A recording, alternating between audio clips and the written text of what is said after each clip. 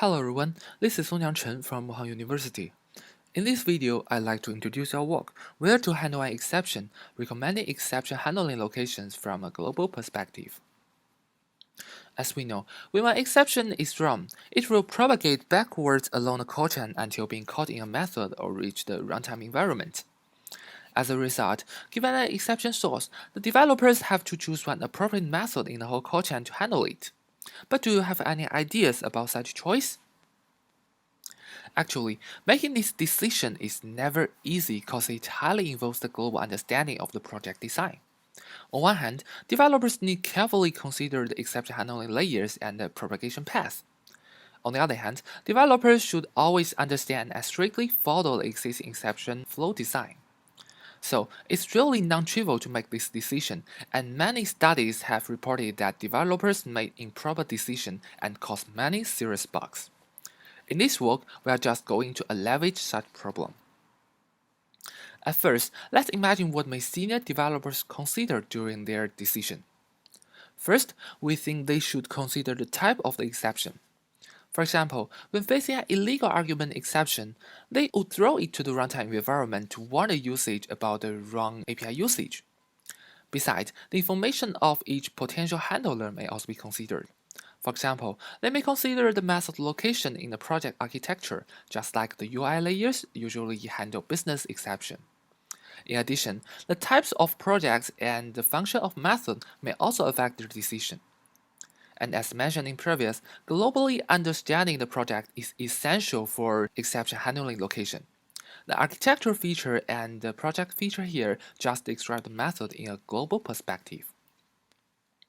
Based on the idea mentioned above, in this work we propose a method EHAdvisor to first learn exception handling policy from good quality code and then makes location recommendation just from those aspects. In our method, the first step for both the training and recommendation is to encode the method and exception from the aforementioned aspect. The first feature we design is about the architecture, where we use three relative distances to represent the method location in project, namely the method location in class, the class location in package, and the package location in projects. For example, the position of method 1 in class 1 is encoded with 0 and 1 because in this call chain, method 1 is not called by any other method, but itself called method 2 in class 1. The feature of classes and packages are calculated in the similar way. The second feature is about the project that the method belongs to. We represent the project type in two aspects. First, we encode the function of the project by using doc2vec tool to transform the project description document into semantic embedding vectors. Besides, we encode the libraries and frameworks dependency into a multi-hot embedding vector to represent the technical type of the project.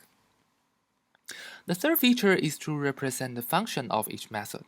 We concatenate the class name, method name, arguments, and comments into a document and use doc2vec to produce semantic embedding vectors to describe the function of the method. And the last feature is the exception features. Here we encode the type of both the given exception and its superclasses with multi-hot encoding. This enables our method to recognize the unseen customized exception in the target codes.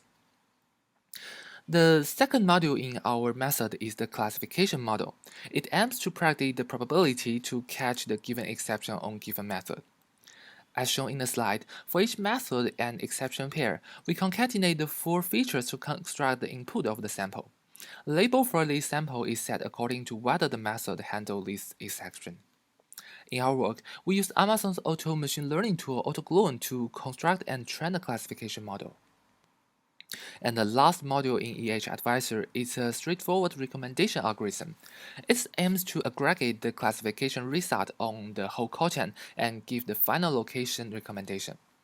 So we first insert an option to represent throwing this exception to the runtime with a probability of 50%. And then the top K options with the highest probability will be recommended to the developers. To evaluate our method, we designed three research questions to study its recommendation performance, binary classification performance, and feature contribution respectively. We also set three scenarios to simulate the real-life usage of EHAdvisor. The first scenario is a cross-project recommendation, where no existing code for current project is available. EHAdvisor only learns from good quality projects to make recommendation. The second one is intra-project recommendation. EHAdvisor is trained on adequate and well-designed exception handling codes existing in target projects. Besides, we also try to first pre-train EHAdvisor on famous projects and then fine-tune it on target projects. We call this scenario intra-project plus. And we conduct experiments on 29 famous projects that involve various categories, where some common metrics like accuracy and performance scores are used to measure the performance. We first analyze the recommendation performance, where we introduce the baseline to randomly recommend one location. From the result, we first found that EHAdvisor outperformed the baseline in all three scenarios by large margins. And considering the performance on a cross-project scenario, we conclude that our method can leverage the transferable exception handling knowledge. And we notice that such knowledge is also helpful on intra-project recommendation.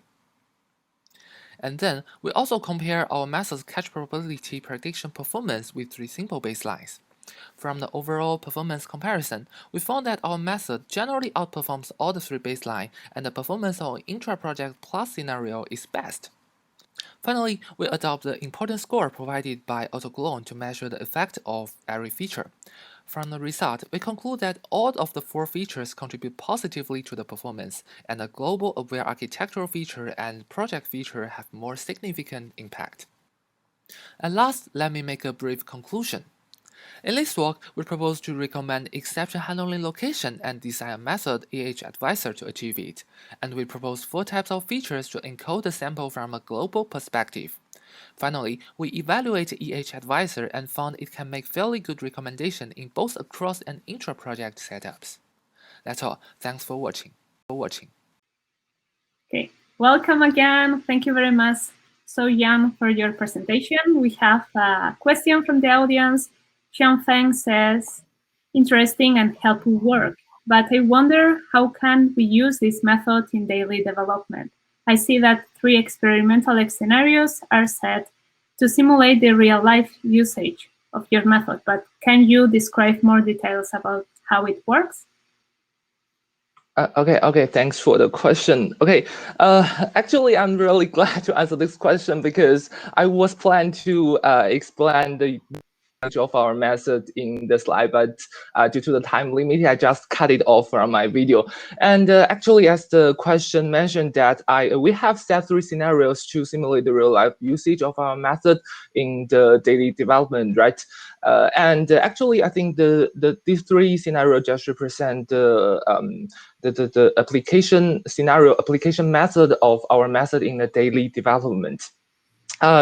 Specifically, I think the first scenario is called a cross-project recommendation, right? It just simulates how our method can help developers to who is developing a totally new product. And since the product is totally new, maybe the developers want to leverage the abundant knowledge from the famous products to imitate their good exception handling strategy. So the developers can just train the method the method with the good quality existing famous products and then use it to make recommendation. It just can help the developers to build a preliminary but good quality and reliable exception strategy for their new products. And the second scenario, I think, is the intra-project recommendation, right? It just simulates how our method can help a new developer who is just come into the developing team to participate in the maintenance of a mature and existing products. And since the product is mature, it should provide abundant and good quality exception handling codes, right? So in this scenario, the users can train our method with their own products and then make a recommendation to help him very efficiently keep conformity with it. And the last one is intra-project plus, right? The users can first pre-train our